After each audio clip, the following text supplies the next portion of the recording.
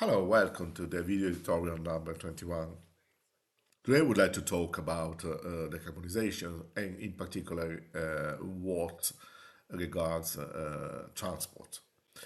Uh, is known and discussed across the EU that transport is one of the major causes of pollution.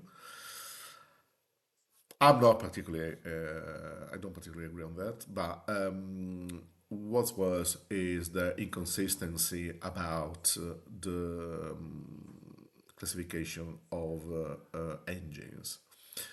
Because it's a recent news that Italy is deciding to stop Euro 5 diesel cars from circulating in winter time because their emissions are too high.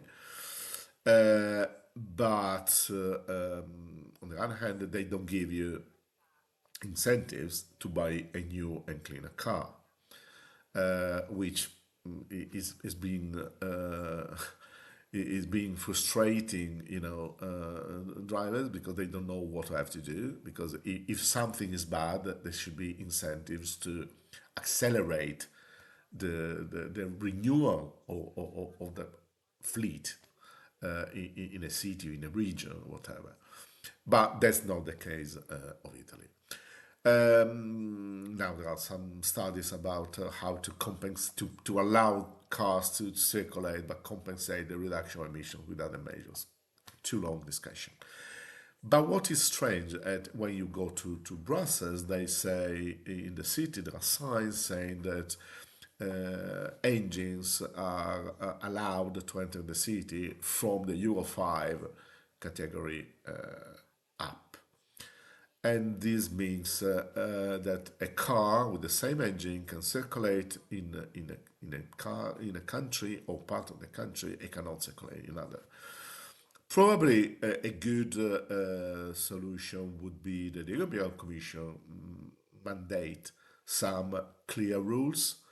So if engines like Euro 5 diesel engines are really too bad for our health and for our environment, which may be acceptable, but there will be a set of measures that are common to every single country about either allow them to circulate freely, allow them to circulate only for a number of mileage or for a number of days.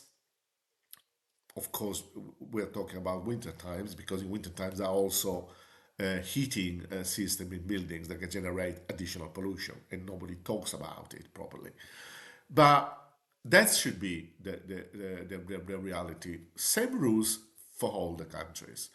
Otherwise, I wouldn't be. It would be a sort of discrimination that someone who lives in a country or in a city, particular cities in a country, may have more or less rights than other citizens in the EU in the same conditions, but because there are local different rules.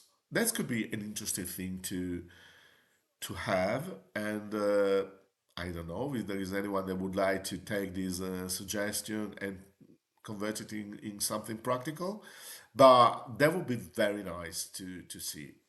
Uh, Consistency, that's what sometimes we miss in the EU. Well, thank you very much and see you next month.